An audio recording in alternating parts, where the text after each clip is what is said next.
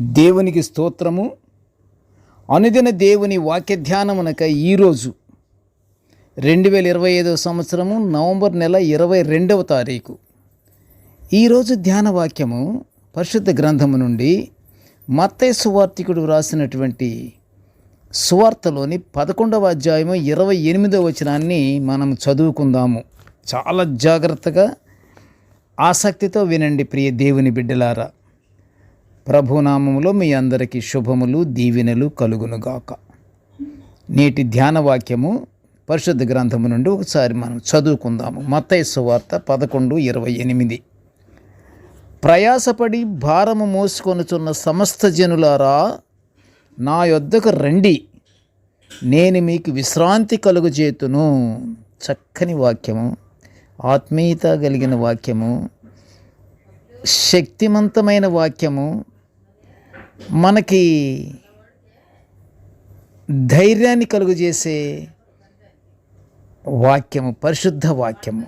ప్రియ దేవుని బిడ్డలారా, ఈ వాక్యము భారములతో జీవించుచున్న మనుషులకు సేద కలిగించుటకు ప్రభువారు పిలుచుచున్న ఆత్మీయ పిలుపు గురించి మనం ఇప్పుడు ధ్యానించుకుంటున్నాము. ఇది ఆత్మీయ పిలుపు ఎవరి నుండి వస్తుంది? దేవుని నుండే. దేవుడే అంటున్నాడు, రండి, ప్రయాసముతో ఉన్నారు మీరు, భారం మోస్తున్నారు మీరు. ఓ సమస్త జనులారా, ఎందుకు ఇంత ప్రయాసపడుతున్నారు? ఎందుకు ఇంత భారం మీరు మోస్తున్నారు? నా యొద్దకు రండి, రండి, రండి, రండి, నేను మీకు విశ్రాంతి కలుగజేస్తానంటున్నాడు ప్రియమైన దేవుడు. ఎవరమైనా మనం ఆలకిస్తున్నామా? మన బాధలు, మన పనులు, మన యొక్క కుటుంబ విషయాలు, వీటిల్లోనే పక్క వాళ్ళతో గొడవలు, వీళ్ళతోనూ ఇవే మునిగిపోతున్నాం. కానీ దేవుడు అందిస్తున్నటువంటి వాక్యాన్ని, ఆ ఆత్మీయ పిలుపును మనం ఒకసారి వినాలి.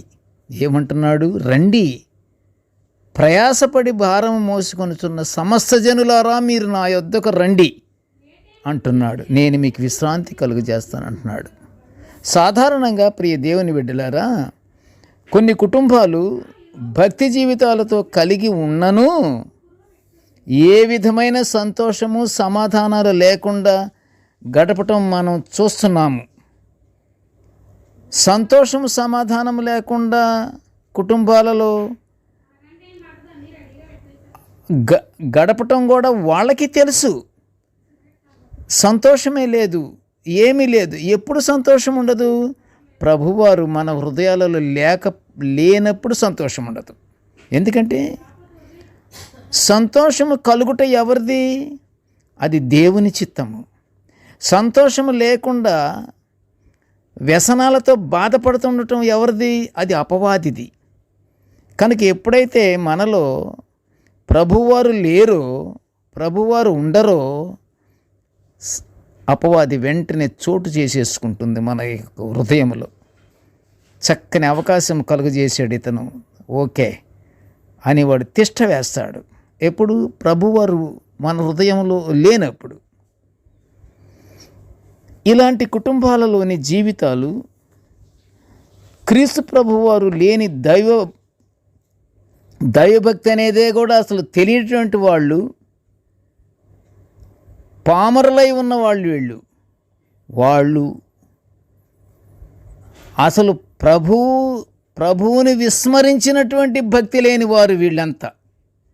అయితే క్రీస్తు ప్రభువు వారు ఉన్న జీవితాలు వెలుగుతూ నింపబడిన వారుగా ఉంటారు. ప్రియ దేవుని బిడ్డలారా, తెలిసిపోతుంది ఆ ముఖ వర్చస్సు, ప్రభువారు ఉన్నటువంటి ముఖ వర్చస్సు. కళావిహీనము అనేది ఉండదు. ప్రభువారు ఉంటే ఆ కళావిహీనం ఎప్పుడైతే ముఖంలో కనిపించదో, చూడండి, మనము ఒక చిన్న ఉదాహరణ, ఇది మరి మధ్యలో చెప్పాల్సి వస్తుంది. బాగా ధనవంతుడయ్యుండి ఏమి చీకు చింత ఏమి లేనివాడు ఎలా ఉంటాడు? అతని ఫేసు కళకళలాడుతూ ఉంటుంది. కానీ అతను ప్రభువుని కలిగి ఉండాలి. ధనమైతే ఉంది, దర్జా అయితే ఉంది,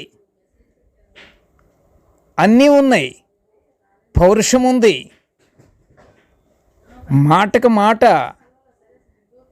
అప్పటికప్పుడు కలుపుకొని మాట్లాడే గుణము ఉంది. కానీ ప్రభు వారు ఉండరు. నా యొద్దకు రండి, నేను మీకు విశ్రాంతి కలుగజేస్తానంటున్నాడు ప్రభువారు. ఈ అంటున్న మాటలు విశ్రాంతి కలుగజేస్తానంటే అది తప్పకుండా ఆంతరంగిక విశ్రాంతి అయి ఉంటుంది. ఆంతరంగిక విశ్రాంతి అనేది అనేక పాపముల నుండి, బాధల నుండి విముక్తి కలిగించు ప్రక్రియ కలిగి ఉన్నది. అది ఆంతరంగిక విశ్రాంతి అనేది అంత గొప్పది. అది ప్రభువు అనుగ్రహిస్తానంటున్నాడు. మీరు రండి అంటున్నాడు. మనము దేవుని నమ్ముకొని, దేవుని యందు ఆసక్తి కలిగి, దేవుని కృపలో మనం మెలగాలి అని మన మనసులో ఉన్నప్పుడు తప్పకుండా మనకి ఆంతరంగిక విశ్రాంతి ఖచ్చితంగా దేవుడు అనుగ్రహిస్తాడు. ప్రియ దేవుని బిడ్డలారా, దుష్టవాంఛలు, చెడ్డ తలంపులు, మాలిన్యము కలుగజేసే ప్రకృతి చక్రమునకు చిచ్చుపెట్టు నాలుక మొదలుగా ఆంతరంగిక బంధకాల నుండి విముక్తి కలుగుటే ప్రభువారు అనుగ్రహించే విశ్రాంతి. రండి, నేను విశ్రాంతి కలుగజేస్తానంటున్నాడు. ఆంతరంగిక విశ్రాంతి కలుగజేస్తానంటున్నాడు ప్రభువారు. కలుగజేసే ఆంతరంగిక విశ్రాంతి కానీ ఉంటే అపవాదికి చోటేదిగా, అపవాది రాలేడుగా, ఆ విశ్రాంతిలోకి ప్రవేశించలేడుగా. ఆ విశ్రాంతిలోకి మనం వెళ్ళటానికి మనం దేవుని యందు భయభక్తులు కలిగి, ప్రేమ కలిగి, ఒకరికొకరము సంతోషంతో కానీ ఉంటే దేవుని కృపలో పెరుగుతున్నటువంటి బిడ్డలమయ్యి ఉండాలి. దేవునికి స్తుతులు, స్తోత్రములు చెల్లించుకుంటూ ఎడతెగక ప్రార్థనలు చేస్తూ ఉండి, ప్రభువారి నుండి మనుషులకు సమాధానం కూడా కలుగుతుంది అని పరిశుద్ధ గ్రంథము సెలవిస్తుంది. ప్రియ దేవుని బిడ్డలారా, ఒక కుటుంబంలో వారి అవగాహన లేని ఉద్రిక్తతలు, ఆగ్రహాల వలన ఇంటి మర్యాదలు, గౌరవాలు పోకుండా ఉండాలనుకుంటే తప్పక యేసుప్రభు వారి నుండి ఆయన ఇచ్చే విశ్రాంతి మనం పొందుకోవాలి. అది పొందుకోవాలంటే దేవుడు అంత సులభంగా గబుక్కున ఇవ్వడు. దేవుడు చూస్తూ ఉంటాడు. తెలుసుగా మనకి, దేవుడు ప్రతి మనిషిని ఆకాశం నుండి తొంగి చూస్తూ ఉంటాడు. ఇది కరెక్ట్. ఇది ఏ మనిషి కూడా ఆయన దృష్టిలో నుంచి తప్పిపోవటానికి లేదు. ప్రియ దేవుని బిడ్డలారా, ఆయన చూస్తూ ఉంటాడు. ఆయన ఇవ్వబోయే విశ్రాంతి అర్హత ఉందా లేదా ఈ బిడ్డకి అని చూస్తుంటాడు. ఏం అర్హత? ప్రభువారిని విశ్వసించుటే అర్హత. ప్రభువారి యందు వినయ విధేయతలు కలిగి ఉండుటే అర్హత. ప్రతి ఒక్కరితోనూ ప్రేమ కలిగి మసలుకోవటమే అర్హత. ఇన్ని అర్హతలు ఉన్నాయి. వీటిలో ఏ ఒక్కటి కూడా తప్పిపోకూడదు మనము.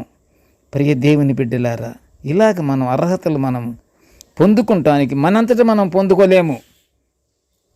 ఇర్మియా 10:23 ఏమనుంది? ఏదైనా సరే మనిషి వల్ల మాత్రం జరగదు, మానవుడు చెయ్యలేడు. మానవుడు చెయ్యాలంటే ఏం చెయ్యాలి? ప్రార్థన చెయ్యాలి. మనిషి వల్ల జరగదు, ప్రార్థనా రూపంగానే జరుగుతుంది.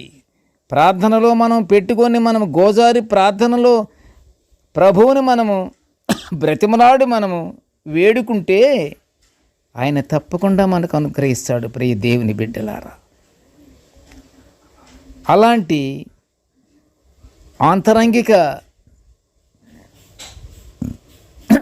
విశ్రాంతి పొందుకుంటానికి మనం ఏం చేయాలంటే అన్ని అర్హతలు కలిగి ఉండాలి. అర్హతలు ఇప్పుడు మనం చెప్పుకున్నాం. ప్రతి అర్హత అది దేవునికి సంబంధించింది. ప్రతి అర్హత దేవుని యందు లింక్ అయి ఉన్నదే.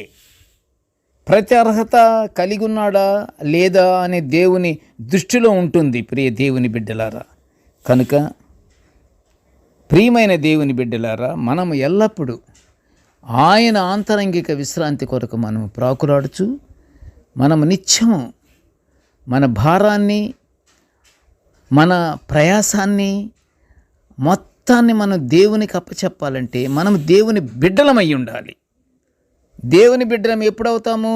ఆయన ఆజ్ఞలు, ఆయన కట్టడలను మనం అనుసరించి పాటిస్తూ ఉన్నప్పుడు మనం దేవుని బిడ్డలం అవుతాము. మనం దేవుని బిడ్డలుగా మనము ప్రభు సహవాసములో ఉంటాము. సహవాసములో మన స్నేహితుడిలాగా మనకి దేవుడు అన్ని అనుకూలమైన వాతావరణాన్ని ఇస్తాడు. ప్రియ దేవుని బిడ్డలారా, ప్రార్థన చేసుకుందాము. కృపగల తండ్రి, జీవము గల నాయనా, నీకు స్తోత్రాలు స్తోత్రాలు స్తోత్రాలు తండ్రి. ప్రభువా, నీ యొక్క దివ్యమైన ఆత్మీయ వాక్యాలను మేము నిత్యము ఇలా ధ్యానించుకునే ఈ గొప్ప భాగ్యాన్ని మాకు అనుగ్రహించినందుకు నీకు ఘనమైన స్తోత్రములు నాయన. ప్రభువా, కృపగల తండ్రి, నేటి ధ్యాన వాక్యాన్ని వినుచున్న ప్రతి బిడ్డను ఆశీర్వదించయ్యా. నీవు అనుగ్రహించే నాయన ఆంతరంగిక విశ్రాంతి పొందుకుంటానికి తండ్రి మాకు అర్హత కలుగ చేసేదేవా. మేము అర్హత కలిగి జీవించుటకు తండ్రి మా హృదయాలను, మా మనసులను స్వాధీనం ఉంచుకొని మమ్మలను ఆశీర్వదించమని నాయన ఈ మనవులన్నీ యేసయ్య పుణ్యనామమున వినయముగా వేడుకొనుచుంటున్నాను తండ్రి. ఆమెన్. దేవుడు మనల్ని అందరినీ బహుగా దీవించుగాక. Amen, amen, amen.